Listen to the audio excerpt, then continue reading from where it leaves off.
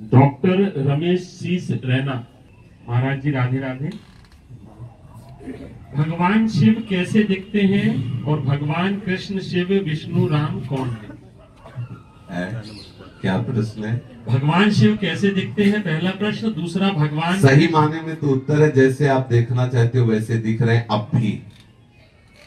शिव पुराण में लिखा हुआ है, भगवान शिव स्वयं कहते हैं कि मैं समस्त पुरुष रूप हूं और हे भगवती तुम समस्त स्त्री रूप हो, क्योंकि मेरा और तुम्हारा चिन्ह पूरी सृष्टि में, हम शिव पुराण के अंतर्गत कह रहे हैं, जितने भी पुरुष हैं सब शिव स्वरूप हैं और जितनी भी स्त्रियां हैं सब नारी स्वरूप हैं। अब आप किस स्वरूप में महादेव जी को देखना चाहते हैं? सर्व रूप में या रुद्र रूप में या शांत रूप में? किस रूप में? जाकी रही भावना जैसी प्रभु मूरत देखी। प्रभु कैसे? तुम्हारी भावना जैसी वैसे। किसी की भावना है कि प्रभु का रूप नहीं, तो प्रभु अरूप रूप से अनुभव में आते हैं। किसी की भावना है प्रभु राम रूप, तो राम रूप में। आज हमारी भावना कामी है तो कामिनी रूप में। जैसी हम भावना करते, मेरे प्रभु के सिवा ना कोई था ना है ना रहेगा, हम जैसी भावना करते वैसा आज है। वास्तविक शिव का स्वरूप देखना है तो खूब शिव शिव शिव शिव रटो और वो कृपा करके अनुभव करा देंगे। वो वाणी का विषय नहीं, जो वास्तविक शिव का चिदानंद स्वरूप है वो अनिर्वचनीय है और वो स्वयं दिखाए तो आप देख सकते हो किसी की सामर्थ्य नहीं। स्वयं जाने जे देहु जनाए, और जब जान जाओगे तो तुम में और उनमें अंतर नहीं रह जाएगा। समझ पा रहे? दूसरी बात क्या थी? माइक पहले उनको माइक दीजिए, कुछ बोलना चाहते हैं जी। प्रणाम महाराज जी। मेरा ये प्रश्न था कि जो परमात्मा है क्या वो साकार रूप में है कि निराकार रूप में? ये क्या है आप इसे बताओगे? साकार है, साकार है ये, इनको हम टच कर सकते हैं सभी को। हाँ। साकार टेंजिबल है। ये है कौन? मानव। मानव आया कहां से?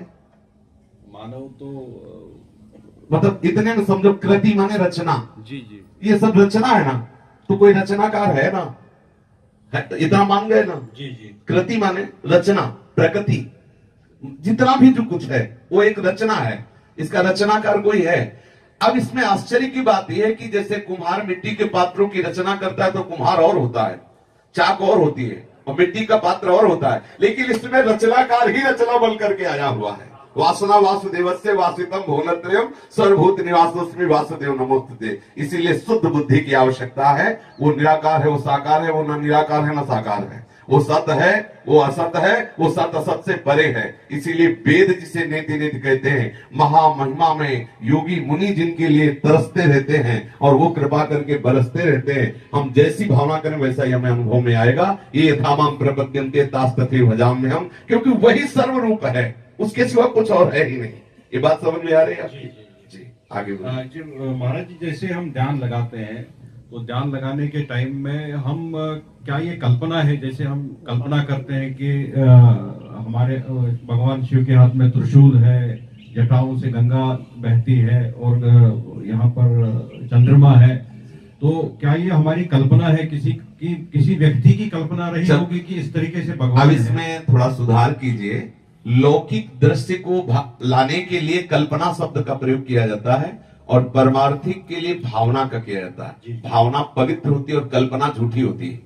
कल्पना में हम एक कल्पना कर रहे हैं, वो है नहीं, और भावना में सत्य है, वो है जो आप चिंतन कर रहे हो, ये है। संसार का जो दृश्य है ये कल्पना कहा जा सकता है, लेकिन प्रभु का जो स्वरूप है वो भावना किया जाता। आप जैसी भावना करोगे वैसा अनुभव आएगा। ये किसी कवि की कल्पना नहीं कि वो त्रिशूल लिए हैं, उनके माथे पे गंगा है, वो है। आप अनुभव करो तो आपको दिखाई देंगे। और जिन्होंने प्यार किया है उनसे, तो जैसे अम्मा बप्पा प्यार करते हैं ना, अम्मा बप्पा समझते हैं ना, गांव की भाषा में क्या जाती, ऐसे प्यार करते हैं भगवान शिव और पार्वती। आज भी वैसे ही प्यार करते हैं।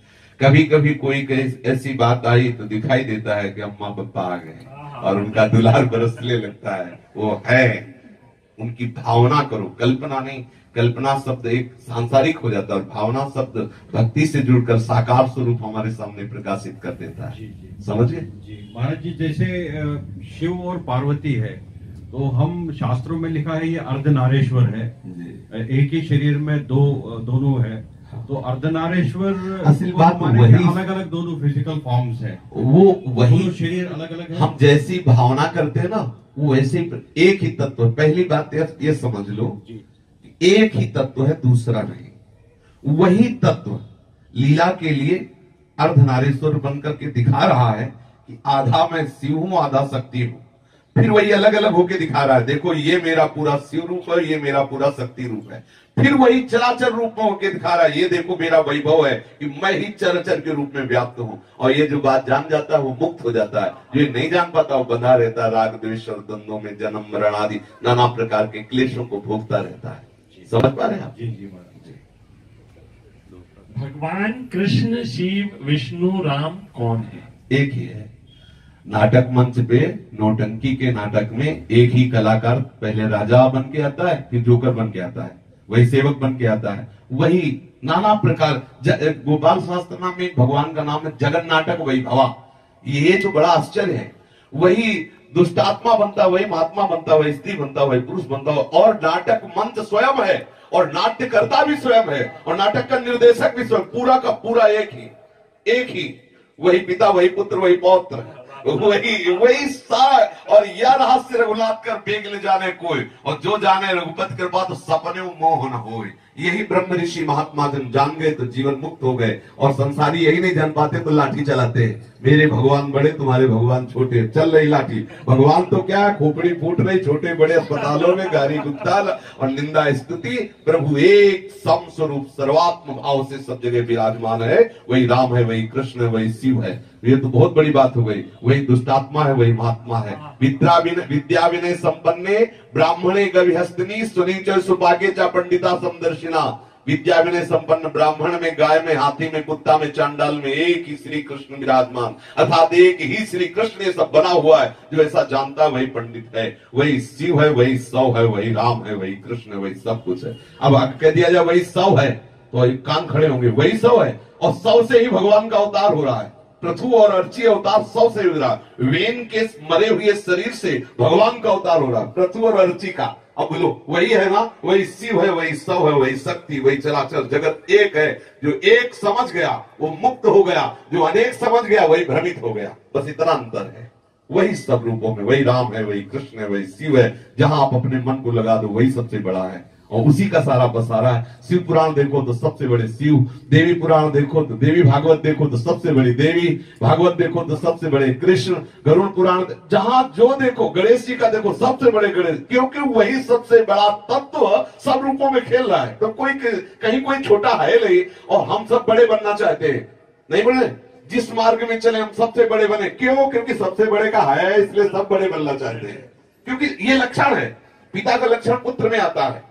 सबके हृदय में रहता है मैं टॉप पे पहुंचू, क्योंकि टॉप वाले का है, सबसे टॉप जो है उसी का है, इसलिए सबके अंदर ये रहता है।